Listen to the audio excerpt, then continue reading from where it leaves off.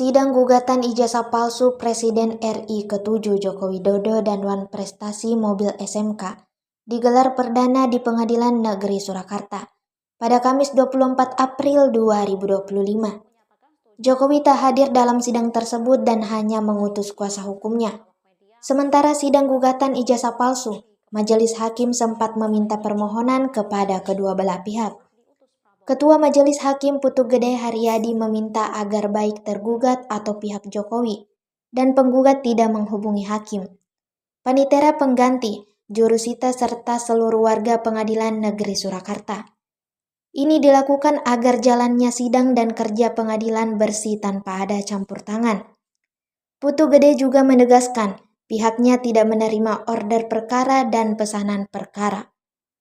Pak Jokowi untuk saat ini tidak hadir, kebetulan kemarin posisi di Jakarta, dan barusan saya mendengar berita bahwa Pak Jokowi mendapat utusan khusus dari Pak Presiden untuk melakukan kunjungan layak ya ke Vatikan. Download Tribun X sekarang, menghadirkan lokal menjadi Indonesia.